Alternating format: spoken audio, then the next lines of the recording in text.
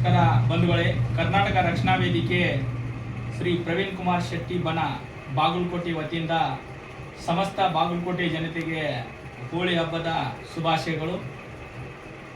ಒಂದು ವಿಶೇಷತೆ ಏನಪ್ಪ ಅಂದರೆ, ದೇಶದಲ್ಲಿ ಬಾಗಲಕೋಟೆ ಹೋಳಿ ಹಬ್ಬದ ಬಣ್ಣದಲ್ಲಿ 2ನೇ ಸ್ಥಾನ ಐತಿ. ಇದೊಂದು ಮೆರುಗು ತರುವಂಥ ಬಾಗಲಕೋಟೆ ಬಣ್ಣ. ಯಾರಿಗೆ ಕೇಳಿದ್ರು ಬಣ್ಣ ಆಡಕ್ಕೆ ಬಾಗಲಕೋಟೆಗೆ ಹೋಗ್ಬೇಕಂತಾರ.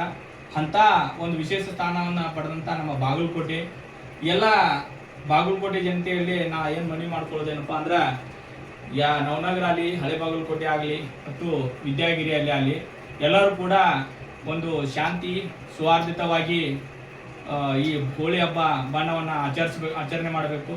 ಯಾಕಂದ್ರೆ ನಮ್ಮ ಬಾಗಲಕೋಟೆ ಒಂದು ವಿಶೇಷ ಸ್ಥಾನ ಐತಿ.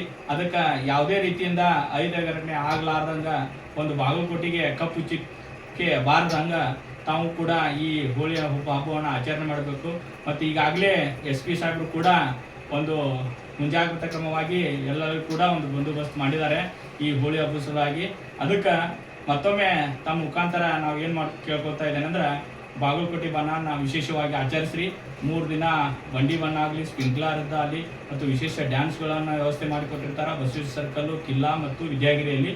ಅದರಲ್ಲಿ ಎಲ್ಲರೂ ಪಾಲ್ಗೊಳ್ಳಿ. ಯುವಕರಿಗೆ ಒಂದು ಸ್ಪೆಷಲ್ ಆಗಿ ನಾವು ಮನವಿ ಮಾಡ್ಕೊಳ್ಳೋದೇನಪ್ಪ ಅಂದ್ರೆ, ಬಣ್ಣದ ಥರ ನೀವು ಬಣ್ಣ ಆಡ್ರಿ. ಯಾವುದೇ ರೀತಿಯಿಂದ ಕೈ ಘಟನೆ ಆಗಬಾರ್ದು.